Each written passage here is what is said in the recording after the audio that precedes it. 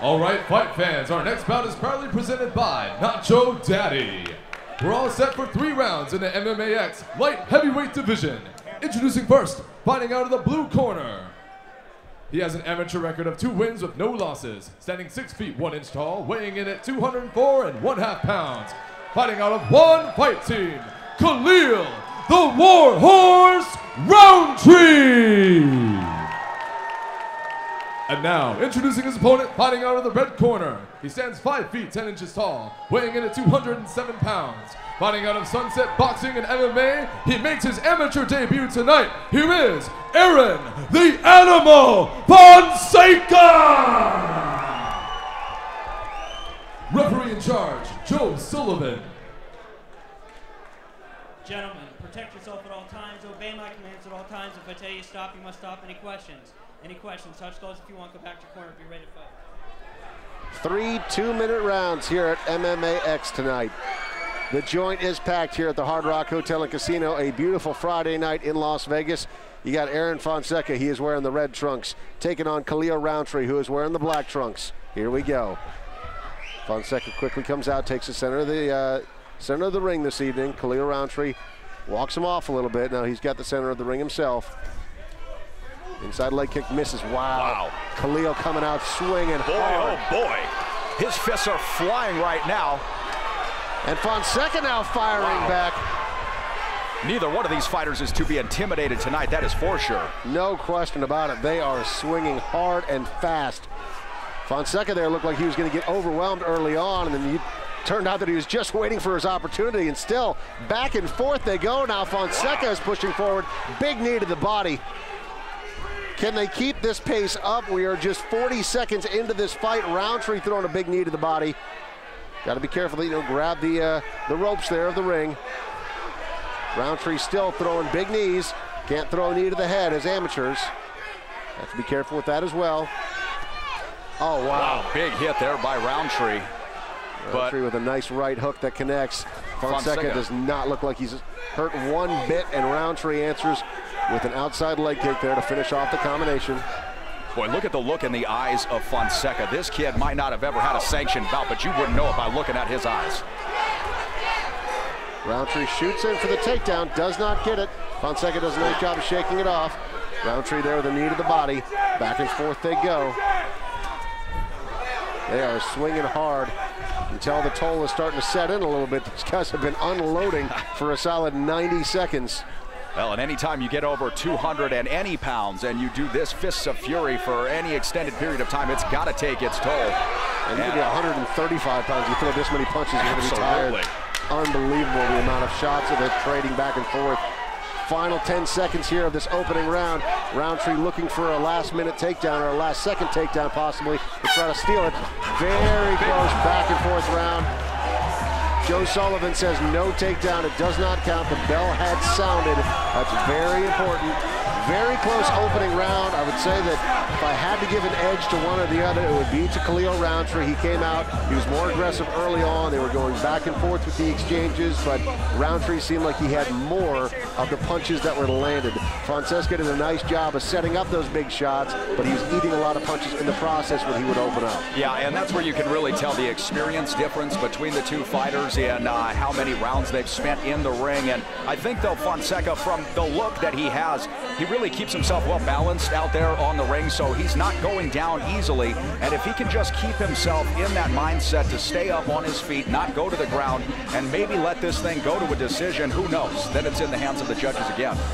Yeah, that's a great point, actually, Dave. Fonseca did a fantastic job of avoiding the takedown because you saw that Rountree, that was one of his go-to tools, and Fonseca actually wisely used the ring to his advantage. In a cage, it's much easier to push your opponent up against the cage and then put him on his back, but when you're in the corner of a ring like this, it's very easy for your opponent's arms to get caught up in all the different ropes that are part of a boxing ring, so it's more difficult to take your opponent down. Fonseca had the presence of mind when he started to sense that his opponent was shooting for that takedown. He quickly backed into the corner and gave himself a natural advantage fighting in a boxing ring. Yeah, and Fonseca does train at the Sunset Boxing and MMA in a ring over there, so I think he's gotten pretty comfortable with the layout of what's going to go down tonight and how he might be able to get himself out of trouble if he were to get painted into that corner. Fonseca came out, quickly took the center of the ring to begin the second round here. Oh, big kick. Back and forth they go. Wow, nice right hook there from Fonseca. Oh, and the right eye, or excuse me, the left eye of Rountree starting to swell up a little bit. Yeah, it looked like Rountree may have been having problems with that eye even in the first round. Looked like maybe he caught a finger on one of those punches. You know, these open-handed gloves, yeah. Those fingers sometimes slip through, but now with that big right hook directly to the eye, Rountree's eye is pretty clearly swelling up. Both of them patiently waiting for an opportunity to try to land something that means something. Rountree continues to stay on the aggressive, but Fonseca is just taking his best shots and eating them up. Yeah, and Fonseca is a tough, gritty fighter. I would like to see him keep his hands up a little bit more. He's getting a little bit loose there. There he goes for that takedown, and he gets it. That can make a big difference here in a very close second round. We'll see whether or not he can maintain the position, and just like that, Rountree has the back, punching away, trying to get his opponent to open up a little bit, give him an opportunity to possibly full-on take the back, sink the hooks in, and look for a submission. Right now, he's got both of his legs out. What he wants to do is swing those legs around, hook him to the inside of his opponent's legs, but he fully needs the back in order to do that before he can even start thinking about a submission. Now, at least for immediate danger, Fonseca is out of it, and just like that, he's in top position in the closed guard of Khalil Rountree. Well, this is maybe where Rountree is the most vulnerable to Fonseca right here, to an unexperienced fighter, getting him on the ground and leaving yourself open, even though they were both doing well on their feet. Final 10 seconds here of this second round, and that is the end. We are going to a third round. The two exchanging pleasantries, saying good fight so far, and I've got to agree, very close battle back and forth between these two. I think this third and final round is probably going to make the difference. Tough to see how the judges are going to score that takedown, because even though Rountree got the takedown, he didn't maintain position for the entire moment that he was on the ground. If Fonseca did sweep, it probably doesn't earn as many points as the takedown did for Rountree, but it could negate the big takedown that Rountree got and has been looking for quite some time. I'm curious if maybe that's going to make Rountree a little bit more reserved as far as thinking that the takedown is the answer for him, because he tried for that in the first round, he didn't get it. In the second round, finally, after struggling through it, he gets the takedown, but Fonseca ends up reversing it, ending up in top position. So maybe Fonseca did the perfect thing there. Even though he did get taken down, he reversed it. Maybe he's making Rountree think about removing a part of his game. Well, what do you think would stick in the judges' minds most coming into this third round with such a close bout? You know, it's really tough to say. It all depends on the individual judges. Some judges really like the takedown. They're expecting the takedown. They're waiting for that moment that big slam happens. And if that's what they were looking for, they certainly chalked up some points for Rountree. Yeah. However, if they're looking for good counter-striking as opposed to these big flurries that aren't necessarily accurate in landing, Fonseca has the edge so far in the fight so far. Absolutely. Here's another example of it. When Rountree's unloading, Fonseca's covering well. Very patiently covering well, waiting for his opportunity to punch back. I am very impressed with the overall defense of Fonseca here. He hasn't kept his hands up at all times, but for the most part, a very good job. Fonseca did a nice job turning his opponent around there. Rountree with a big kick to the body.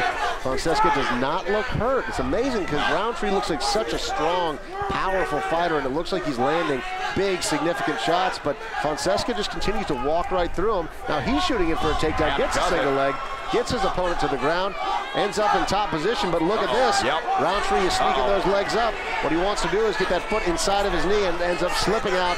Fonseca now inside control, raining down punches. A little bit of back and forth there with the jiu-jitsu on the ground. Looked like Rountree had found a moment where he's going to be able to try to sink in a submission, but Fonseca now swings that leg over. He is in full mount position. This is a big moment for Fonseca if he can maintain this position throughout the final 40 seconds of their fight. And keep Rountree's punches away. That's 2 in a row on Fonseca's face that have really landed. Now blood rushing from his right nostril. Fonseca looks like a Fight Club guy right now.